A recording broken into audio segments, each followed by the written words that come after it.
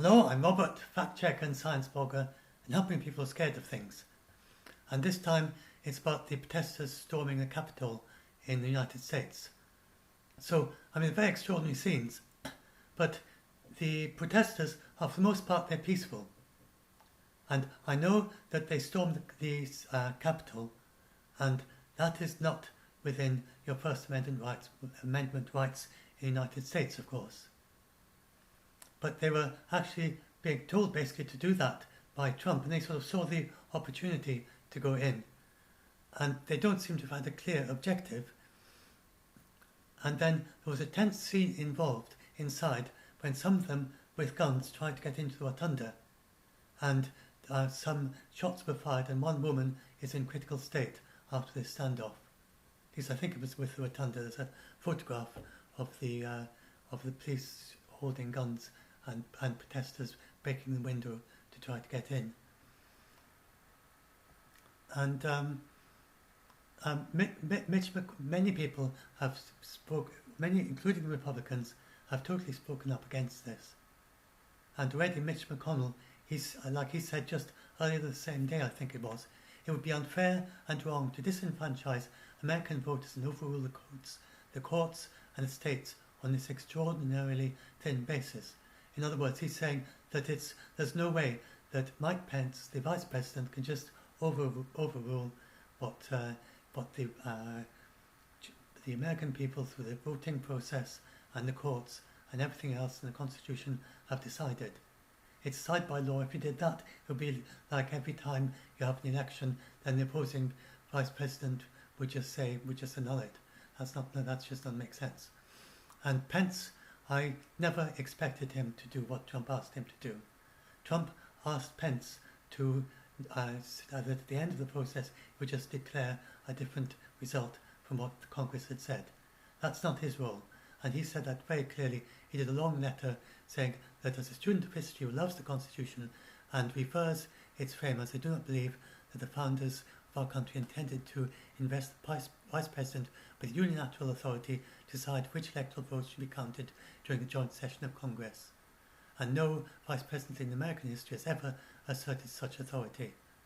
And he goes on to say, and he then goes on to various details, but he just says, it's my considered judgment that my oath to support and defend the Constitution constrains me from claiming unilateral authority to determine which electoral votes should be counted and which should not.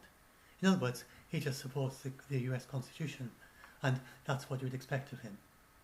He has been a very loyal supporter of Trump, but like most, I think just about everyone in Congress, they hold the US Constitution very high indeed, and they will not go against the US Constitution. And nor will the US military, so the people who worry that somehow half the US military will support Trump when it comes to January the 20th. No.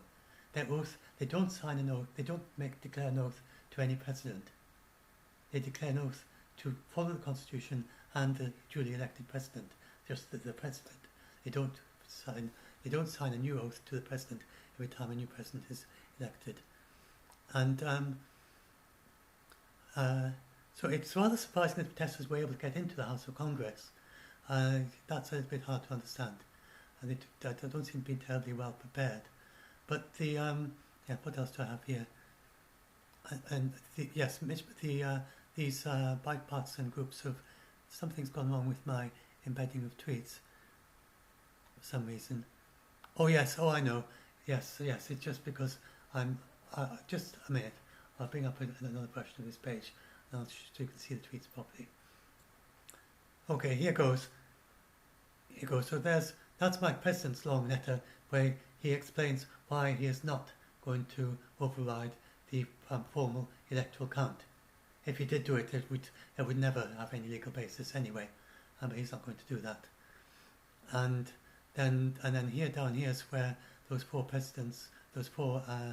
bipartisan group, including four Republicans, said that the Congress must fulfill its responsibility to just certify the votes just as they are expected to do. And actually, all these people storming the Congress, then the BBC were saying that it's very unlikely that it really is getting in the way of the senators and the members of the House of Representatives who are going to make all these speeches protesting against the votes in Arizona and the other states that they're going to contest. Because very few Republicans are now going to want to be associated with and seem to be supporting protesters storming the Capitol. That's a very bad image for them. So if they now start making these speeches they were planning to make, saying that we shouldn't certify these votes, then it's going to be a bad look for them. So it might well impact on that. And I've told BBC they've got to have very good commentators there who seem very knowledgeable about the US situation. They've always had pretty good insights into it. And they're saying that this may be kind of the end of Trumpism in a way, that both with losing the Georgia runoffs yesterday, which is clearly because of what Trump said, and he's discouraging the Republican voters by claiming that the election would be rigged, and then also today, and that Trump actually actively encouraging these protesters, and then actually not he has come in and tweeted and told them to stop. So he has said that much, but it's a very half-hearted telling them you've got to go home, but not saying they've done anything wrong.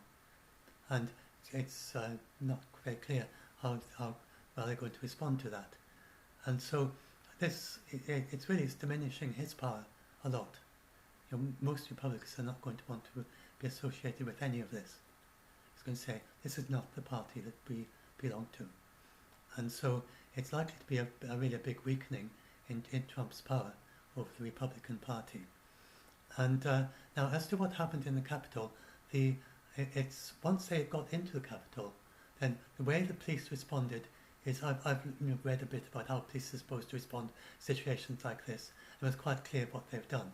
So they could have confronted the people as they came in and went through, and then that would have likely led to some kind of violence, and then they might even have ended up having to shoot or something.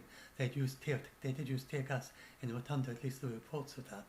But basically what they did is let them go anywhere they liked through most of the Capitol, and then they had these shielded areas, which is what they're trained to do. So they had the cafeteria area was a shielded area, and they got everyone to go in there, and they protected that area, and they protected various shielded areas, and then they just let them go everywhere they like in between there. And so that's why. But there was a shoot-off in the outside the rotunda, and that led to one lady being shot in the heart, not in the heart, in the chest area, and she's in critical condition in hospital. So there has been one casualty. That was a woman protester. We don't know the details of how that happened, and the police will eventually clear the Capitol, but they say it'll take a long time. There have been reports of devices being left, explosive devices being left around the Capitol, so the police will have to sweep the entire Capitol, and it's not like they're going to resume today. So they'll resume probably tomorrow and complete the process. And in Washington DC, there's a curfew at 6 p.m. So there's going to be a curfew just a few hours, well, very soon now. There's going to be a curfew there, so everybody except the most essential personnel are going to have to go home, and just not going to be out of doors at all. And so that's basically what's happening now. So it is being brought under control. Most of the protesters were peaceful, were outside, were peaceful. The ones that went inside had no clear purpose. Trump just told them to go and storm the Capitol, sort of thing. He gave them a very rousing speech, and they went off to the Capitol. He claimed he was going to go with them. Of course, he didn't. And then they went in, and then they saw the opportunity to get into the building itself, and they went in, and the police just weren't enough to stop them, not without violent response, which of course they wouldn't do. And there sure to be some questions about why the police weren't better prepared and why they couldn't stop them getting in. But of course they are rather constrained by having to restrain them peacefully. and so they got into the Capitol Hill, but they really didn't know what to do. So the BBC was saying that some of them, they interviewed some of them as they came out. They just said, "Oh, we went in because that's what we were supposed to do." And we got the opportunity, we went in, wandered around, knocked on a few doors, didn't know what to do. Then we saw the security, and one of them jumped out the window, I think, and another one got out another way. And those are the ones the BBC had talked to. So it doesn't seem like there was anything particularly organised. And eventually they'll all get cleared out from inside. And then the ones outside, and they'll have to disperse. They've been largely peaceful, just sitting around, standing around, protesting, holding up signs and stuff. And holding up flags anyway. And so that's basically what's happening. It's not a civil war. There's no way, this can never become a civil war. So and then that's about the bipartisan. I was going to show you that, the bipartisan group of senators, and the voters have spoken, and Congress must fulfill responsibility. They never had the majority. There was no way there would be a majority to decertify the votes, or whatever it is that it's called, when just to say not to count the votes for Arizona. There's no way that Republicans, even the majority of Republicans in the Senate, because there were at least 5, and they only had a majority of 2, and at least 5 were going to vote against. So there was no way it was going to pass even in the Senate, and no way, of course, in the House, which is Democrat controlled. So it was just a formality. They would have had both houses to vote to say not to count the votes for Arizona, and it would be the same for all the votes. And I'm not even sure if they're going to go ahead with that now, because it would be really quite a strange situation, having had protesters storm the Capitol to then go on and basically support them in your speeches. So Chris knows what they're going to do tomorrow. Maybe they will do maybe they will do the recessions, but maybe they will just recesses and discuss them, or maybe they'll just not do the protests. Oh no, we'll see. But anyway, and then if you're worried about Trump trying to stay on in power on the 20th of January in some extraordinary way, he can't do that. The commissioned officers and the generals, they affirm an oath to support and defend the Constitution of the United States against all enemies, foreign and domestic, and bear true faith and allegiance to the same, and they will obey the orders of the President. And they don't make a new oath with each president and say, I will obey the orders of Trump. They don't do that. So on noon, on 20th of January, that oath will bind them to Biden instead of Trump. And then if Trump orders them to do something else, they look at Biden and say, what should I do? They no longer will be ordered by Trump. So that's the situation. The situation is absolutely clear. The Constitution is absolutely clear on this matter. And since there's very widespread respect for the Constitution in the United States, amongst all the members of Congress, amongst the police, amongst the military, there's just no way that this attempt to override the Constitution, which is literally what President Trump has done. He ordered Pence to override the Constitution. He ordered these protesters to storm the Capitol to try to override the Constitution. And there's no way that's going to succeed. And these protesters themselves, I don't think they understood that that's what they were doing. Many people in the United States, I find, have a very sketchy idea of how their own constitution works. No wonder, because it's very, very complex. But that seems to be a situation that's what happened. That the protesters were misled, and there's no you can't put any fine point on it. They were misled by Trump into thinking that what was going on in Congress is different from what was actually going on, which is a formal process of counting the votes and then declaring who the winner was. And it was not a process to vote on whether there was fraud. That was all over on the 14th of December. The entire legal process stopped on the 14th of December, which is why Mitch McConnell congratulated Biden on the 15th, because under the US, I'm not sure it's law of the Constitution, but all the processes stop. All legal processes of challenging an election stop when the Electoral College votes, or when they actually do their votes. There's no possibility of doing anything now. And then there's the possibility of protesting the counts, but that is not going to happen. And I don't think it's going to happen, but it's just a formality anyway, because it would need to be something very serious and very significant, and have had the majority in both houses behind it, and this just hasn't happened. And the United States is a country of the rule of law.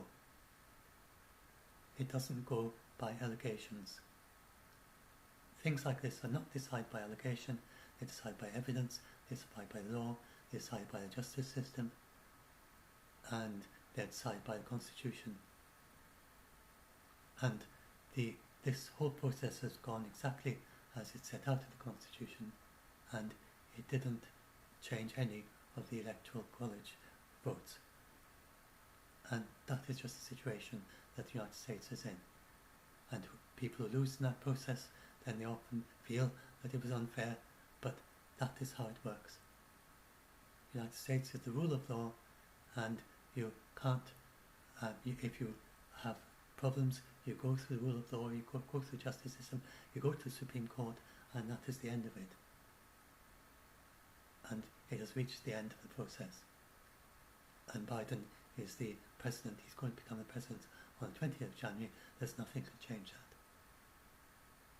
So, anyway, hope this helps some of you who are scared, and really it's, the police were very professional in this. I have to take your hat off to them. They did a very good job of controlling, of responding to us what was an extremely difficult situation, and they were very professional.